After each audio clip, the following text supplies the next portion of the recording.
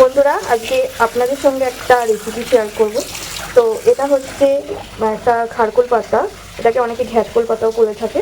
তো এটা আজকে আমি বাটা করব।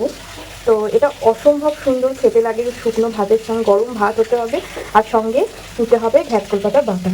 তো সেই রেসিপিটাই আজকে আপনাদের করে দেখাবো।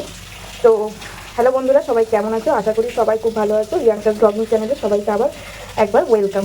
তো আজকে অনেকদিন পর তোমাদের সঙ্গে রেসিপি শেয়ার করব, অনেকদিন ভিডিও দেওয়া হয়নি, তো ভাবলাম এই রেসিপিটাই তোমাদেরকে একবার করে দেখাই।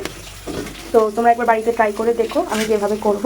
তো খেতে খুবই ভালো লাগবে। আর যদি সর্দি, এখন তো সিজনের প্রচণ্ড সর্দি জ্বর হচ্ছে, তো মুখে একদমই অরুচি সবার, তো এই রেসিপিটা তোমরা ট্রাই করো, দেখবে একদম মুখের স্বাদ ফিরে আসবে। তো আমি এখানে কড়াই বসিয়ে নিয়েছি, আর এটা ভালো করে আমি ধুয়ে নিয়েছি, গ্যাসটাও আমি জ্বালিয়ে দিয়েছি। এবার আমি এইগুলোকে একটুখানি নেড়ে চেড়ে নেবো, কারণ অনেক সময় আমাদের এটা খেলে হয়তো গলা টলা চুলকাতে পারে, তো গলাটাও চুলকাবে না। আর খুব তাড়াতাড়ি আমরা এটাকে, যেহেতু শিলে বাড়বো না, আমরা পেস্ট করে নেবো, তাই এটাকে আমরা পেস্ট করতেও খুব সুবিধা হবে। তো দেখো, কড়াইতে আমি এখানে সব পাতাগুলো দিয়ে দিয়েছি, সঙ্গে ডাকি সমেত। এবার খানিকক্ষণ একটুখানি ভাপিয়ে নেবো, জল দিয়ে ভাপাবো না, এমনি শুকনো খোলাতে আমরা ভাপিয়ে নেবো। তো আমার এখানে ভাপানো অনেকটাই হয়ে গেছে। কী করে বুঝবো? দেখো, যখন দিলাম তখন অনেকটা লাগছিলো, এখন অনেকটা কড়াইতে কমে গেছে। এবার আমরা এটাকে গ্যাসটা নিভিয়ে দিয়ে এটা একটা থালার মধ্যে নামিয়ে দেবো এবং ঠান্ডা হওয়া অবধি। আমার এখানে পাতাটা ঠান্ডা হয়ে গেছে, এবার আমি মিক্সচার মেশিনে দিয়ে দেবো।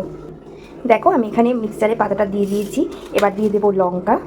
আমি এখানে বেশ অনেক কটা লঙ্কা দিয়েছি ঝাল হওয়ার জন্য, কারণ যত ঝাল হবে তত মুখ ছাড়বে। এবার তোমাদের সেটা ইচ্ছা মতন তোমরা ঝালটা দেবে, কে কিরম ঝাল খাও সেই অনুযায়ী তোমরা ঝালটা দেবে। এবার আমি দিয়ে দেবো এখানে রসুন। আমি এখানে কটা রসুন দিয়ে দিলাম, আর দেবো একটু সামান্য চিনি। তো এখানে দেখো আমি একটুখানি চিনি দিলাম, তোমরা ওই হাফ স্পুন মতন একটু চিনি দিও।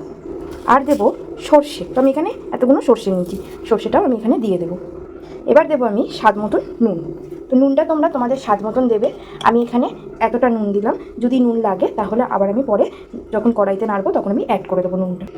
এবার আমি পেস্ট করতে দেবো, একটু সামান্য জল দিয়ে দিলাম, অনেক সময় নয়তো পেস্টটা ঠিকঠাক হয় না, ওই জন্য একটুখানি সামান্য আমি জল অ্যাড করলাম।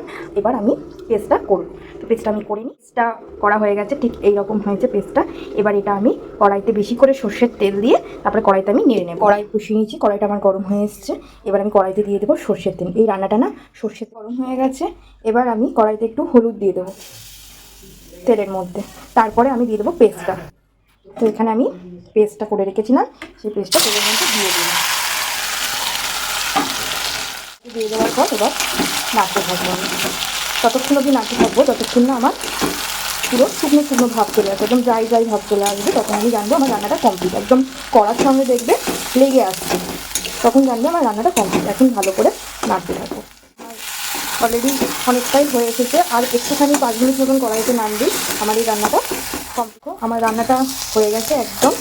এবার আমি কড়াই থেকে একটা বাটিতে নামিয়ে নেবো। কড়াই থেকে আমি দেখো একটা বাটিতে নামিয়ে নিলাম। তাহলে এবার আমার এটা একটা গরম ভাত দিয়ে, শুকনো ভাতের সঙ্গে গরম ভাত দিয়ে আমার খাবার মতন রেডি হয়ে গেছে। এবার একটা লেবু চিপে তোমরা এটাকে পরিবেশন করতে পারো। তো আজকের ভিডিওটা তোমাদের কেমন লাগলো? যদি ভালো লেগে থাকে তাহলে অবশ্যই একটা লাইক করে দিও আর কমেন্ট করে জানিও। আর তোমরা অবশ্যই বাড়িতে এইভাবে একবার ট্রাই করো, দেখবে একদম তোমাদের মুখ ছেড়ে যাবে। দারুণ সুন্দর রেসিপি। তো চ্যানেলটাকে পারলে প্লিজ একটু সাবস্ক্রাইব করে দিও।